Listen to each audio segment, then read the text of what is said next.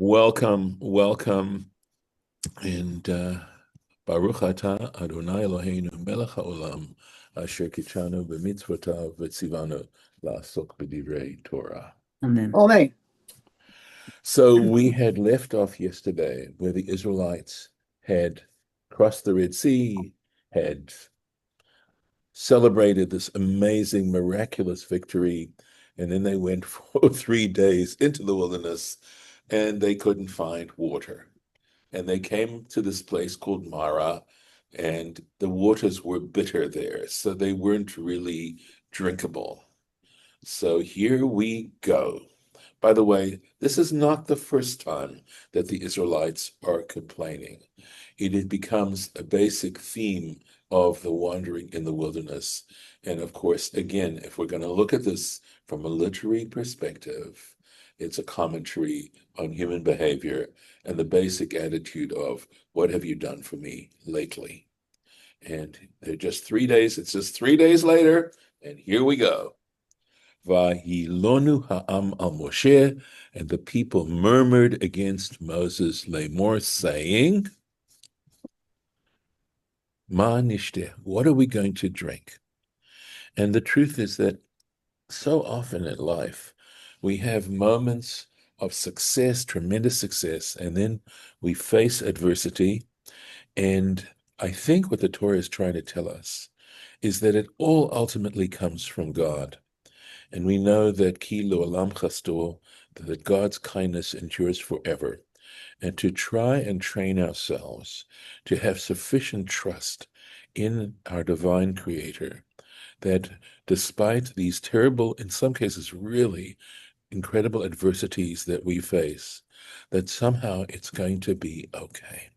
That ultimately we can trust that God is going to see us through. And I think that is a very profound kind of lesson, because we sometimes don't even hear ourselves complaining, but it has to do with where our heart is, and to try and see if we can train our hearts to be focused on thankfulness rather than on complaining, on seeing the glass half full than rather half empty, as they say. Just one other thought there, and that is that when you live a certain length of time, such as the way I have, I try, and despite the fact that I am aware that there are losses that I'm going to face that I can't even imagine how I'm going to feel in those, but to basically focus on the fact that, at least speaking personally, I've had a pretty good run so far, thank God, and it's all in God's hands. And in fact, to focus on the adversity that other people have in terms of trying to find ways in which to be empathetic and sympathetic and encouraging, and not finding fault, not being a Job's comforter, but rather trying to understand the pain that others go through and be there to try to give them support, etc. So that's, I think, there obviously, what I'm saying is relatively facile compared to what I suspect is really going on here. At any rate, they complain to Moses, they murmur against him, right?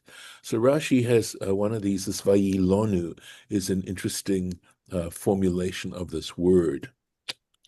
And it comes from a word that can mean to rise up, to rise against. At any rate, you're going to see he has actually an interesting observation about the grammatical form. So he says, vayilonu. Lashon, it is an expression, nif'al, it is a passive, the verb itself is in the passive sense. So even though in English we say they murmured, which is it's an active verb. In Hebrew, it's a passive verb, nif'alhu, it is in the passive voice. V'chein hatirgum, and likewise, if we look at the Targum, it says lashon nif'al, it's going to be in the nifal of the Aramaic, lashon nifalhu, and the expression he uses for itramu. So we see that itramu sounds in like the Hebrew hitpa'el, which means to do something to yourself. Let me see. I did try to look up the translation of it. I may have it here. Right. Now, Jastrow just simply says they murmured, but the form of the verb very clearly here is reflexive. It's a reflexive form. So lovesh is the Hebrew, which means to dress, right? To be dressed. Okay. Nilbash would be the passive form, but to get dressed, in other words, to dress oneself, is lehit labesh. So you can hear that hit pa'el, that sense of reflexive. It's the reflexive form. So let's keep going with this Rashi. V'chein derech lashon tluna. Here's the noun, right? This is the way of the expression of murmuring. Lehesev hadibur al ha'adam, right? So that is to turn the expression, the statement, on the person themselves. Mitlonen. So here we go. You see this hitpa'el form. Mitlonen, complain. Mitroem, again, murmur, anger, right? Velo amar lonein. Lonein would be the form of the verb in the regular active sense. It doesn't say hu lonein, hu roem. It says hu mit lonein. And so the language itself is talking about the fact that that attitude, that act of murmuring, is actually on your own part. It's your decision to do it. It comes from yourself. And that actually reminds me of a very, you know, important Buddhist expression of being able to distinguish, right, between what's going on and how you feel about what's going on. You don't necessarily control what's going on, but you certainly control the feelings that you have about it. At least you can learn to try to be conscious of the feelings as opposed to the activity itself. So, V'chein yomar, he says it's even in French. V'chein yomar haloes, in French, and it says décomplaisant this is actually one word. I looked it up Sfari other way, and here's swa. Swa is as he's going to tell you, musav hadibur al love, right? It's saying it's reflexive. But omro swa, this expression swa in French means yourself, right? To complain yourself. So that's this very important thing. I don't think we really realize this. And the truth is, I never really thought about it. And the Buddhist concept is called detachment. Detachment. To be able to detach your feelings and your attitude from what's going on around you. And here in the Hebrew, we have this same suggestion. So it's interesting, even in medieval French, it is suggested there, this awareness. Going on. Vayitzak el Hashem, so he cried out to God. V'yorehu, and he showed him, God showed him, Hashem, the Lord showed him Eitz, a wood, right, or a tree, something like that. Vayashlech el hamayim, he cast it into the water, vayimteku hamayim, and the waters were sweet. Sham Sam Lochok. There he gave him, give me 1 second, David. There he gave him a statute, umishpat, and law, Visham Nisahu, and there he tested him. That is, of course, God tested him, tested the Israelites, I believe. David. Yeah, so back to the previous section though. Yes. Okay, I understand the passive form, of murmur, but what and the description associated, but what's the if it was active form, if it was considered active, Yeah. instead of they murmured, they and Murmur murmuring or themselves. Yeah. whatever. Yeah. So what what would have been the distinction in that case, right? What would have been, what would that have meant otherwise? Because it's not clear. I mean, the passive form. I think you're saying is that we're evaluating not only the situation but how we feel about the situation. That is the portion that we can control. But what if what if it had been active instead of Right. passive? So it's a great question. I'm having to think now right? So Rashi gives us how the verb would be, right? But that's not your question. No. Um, okay. I don't know that it is possible. I think it's possible that the very act of murmuring is essentially a part on the human being. In other words, it's a very personal thing. It's not, nothing's forcing you to murmur, right? Lauren, correct me if I'm wrong. We can try to externalize it by saying, it's something else's fault or someone else's fault. But essentially, I think it's recognizing that complaining is a very personal thing. There is no, perhaps if you're complaining on someone else's behalf, possibly, and it might use a whole totally different kind of verb. In that case, it would be an active verb, right? It would, again, if you cause someone else to complain, and Rashi in later on in these passages here very soon is talking about how they caused other people to complain. But on the other hand, I would say that the only circumstance where quite, complaining in a sense would not be reflexive would be if you were doing it on someone else's behalf, and coming and appealing to someone about what was going on for someone else. And I don't know if that's answering your question, but that's how I would understand it. Yeah, it kind of answers how it would be active versus passive, but it Right, doesn't. It wouldn't answer. It doesn't answer what the implications are of it being active versus passive, right? right, So, but that's okay. That's okay. But probably better for another time. So let's move on. right. No, it's okay. I mean, I think the issue here is the degree to which you control it. Do you control your complaining? Do we control our complaints? And I think there's an insight here that we really do. It may be a temptation. It's a larger issue, I think, in terms of what it is, how to develop as a human being from a religious or a Torah perspective. And that is that I see so many of the mitzvot as ways in which to control our appetites. That there's a recognition that just simply left to one's own devices and one's own uh, appetites, right, and lusts gets you into trouble. Basically, it destroys human life. It sometimes abbreviates it, etc. And the ability to recognize those temptations, those appetites, those lusts, and try to not necessarily get rid of them entirely. In some cases, one may have to go cold turkey, but in so many other ways, we also depend on them to survive. It's just how, to what degree, and to what degree are we losing control over these things? And again, it comes down basically to a subject that you've heard me talk about quite a bit, which is addiction. Okay, that helps. That certainly helps. Thank you. Right. I mean, I think there are people who do nothing but complain, and they don't even realize it. But that's because I recognize that so often I didn't recognize when I was complaining or when I do complain, and to see it for what it is. All right? But Yes, thank I you. think it's good. No, I think it was worth working on it. I think it's important enough to try to kind of get behind it a little bit. At any rate, here we are.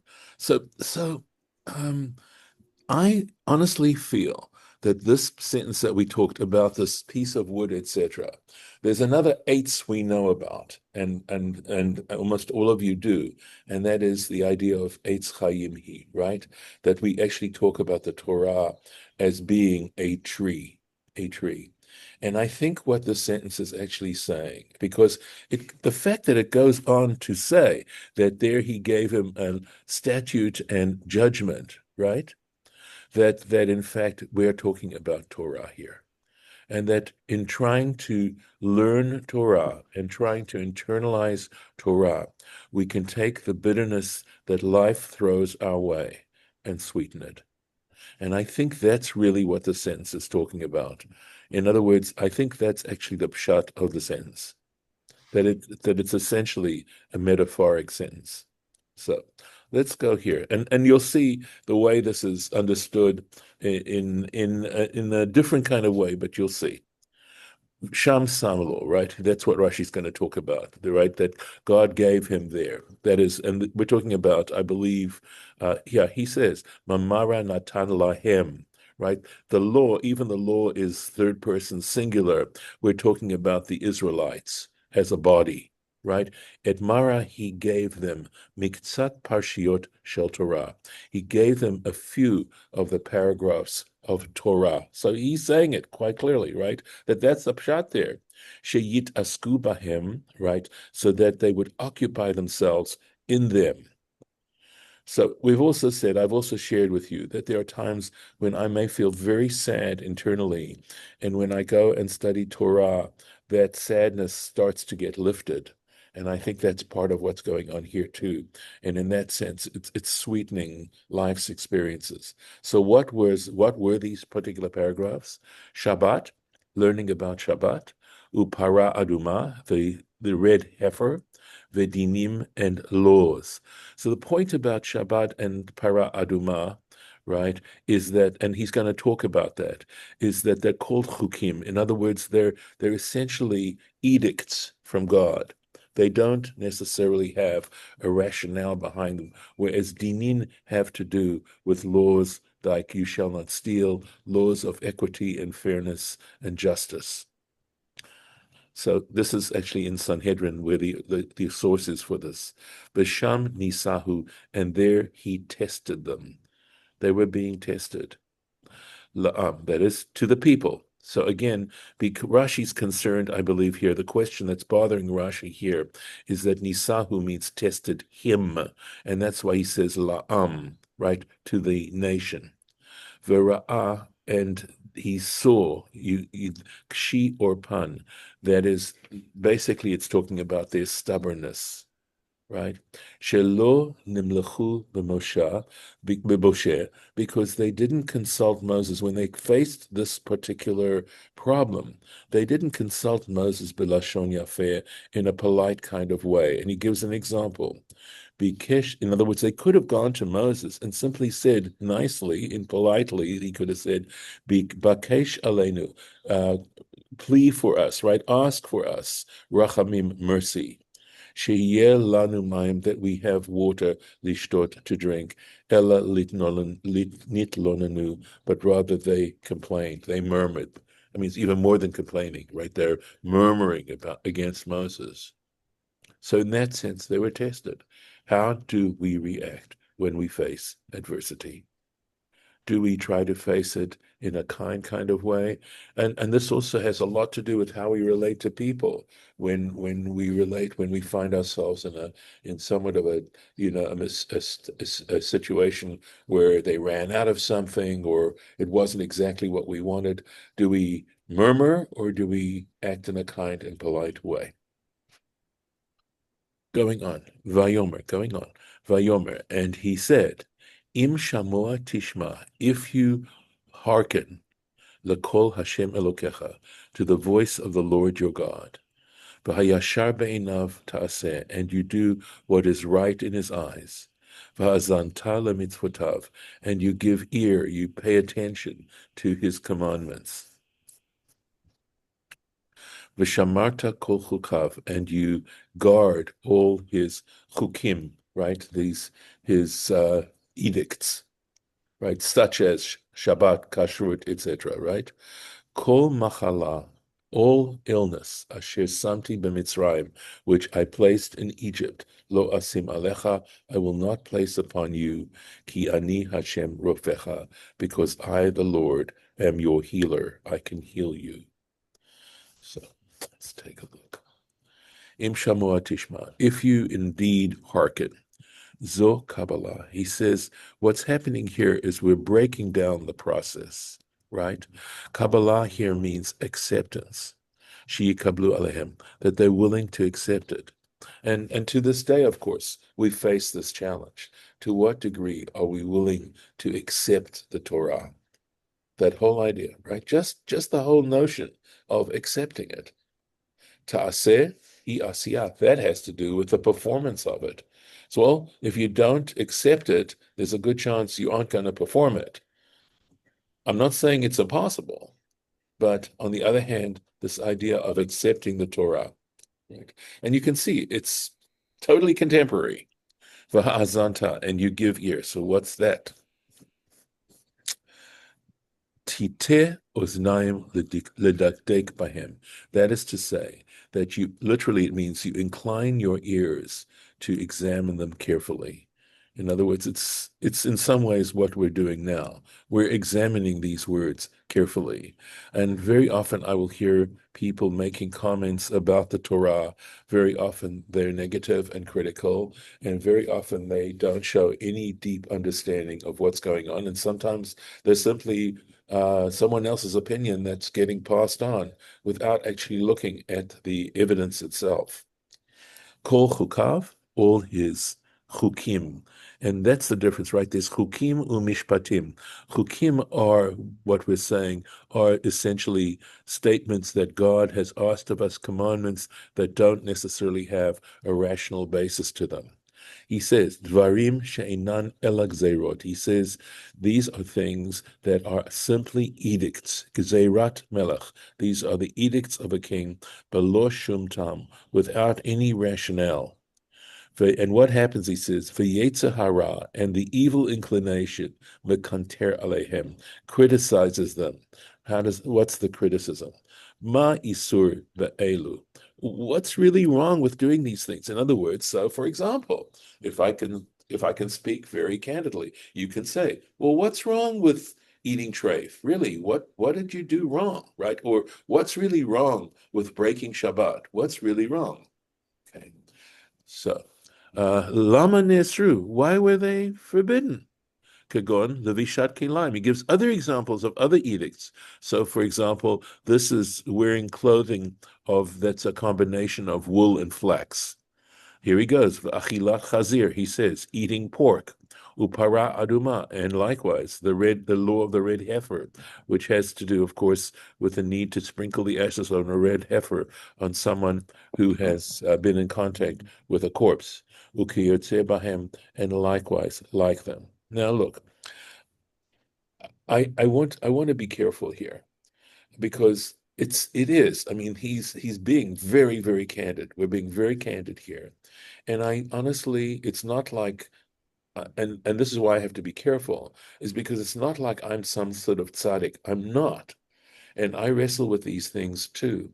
And I'm not perfect, right, in my practice. I would never claim that. And of course, the more you know how little you know. But I think it's more of a vector. That is to say, it's a direction. Where do you want to take your life? It's not that you can ever really look back and say, I've done it all. You never can. It's rather a matter of thinking carefully and being realistic and trying to look at the circumstances and working it through.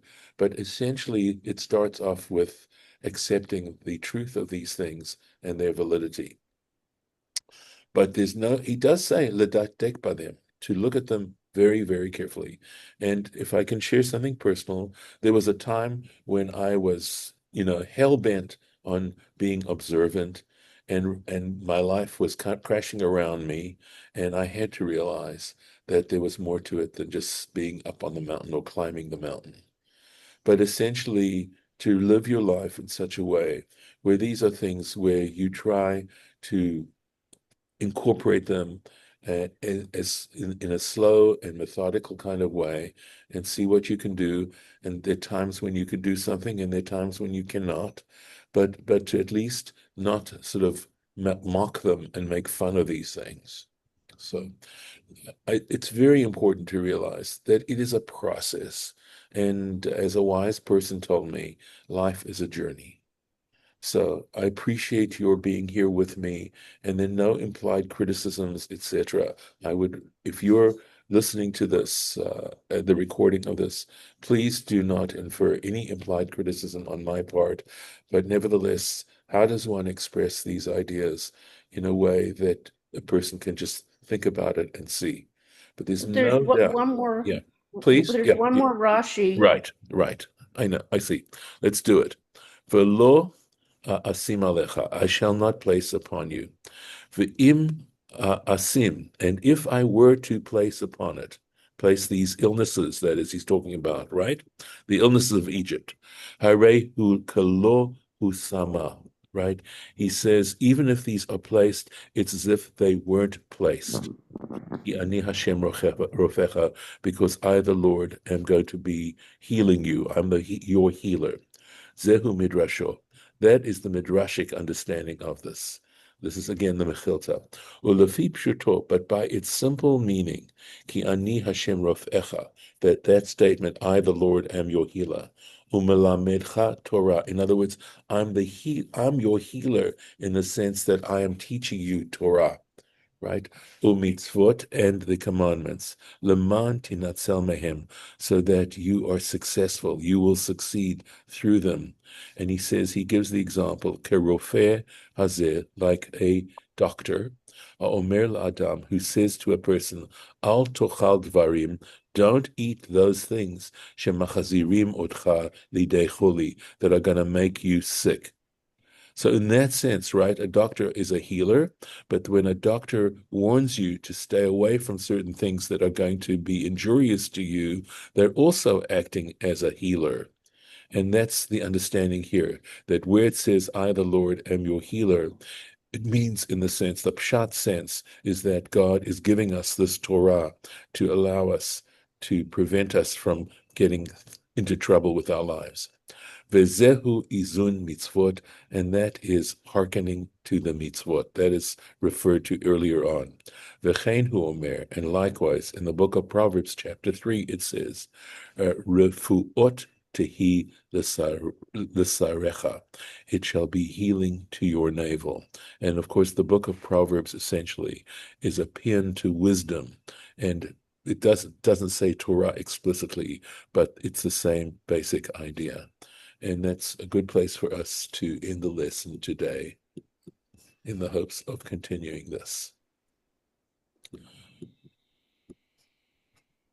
Right there. Okay. And I'm going to stop the share. Okay.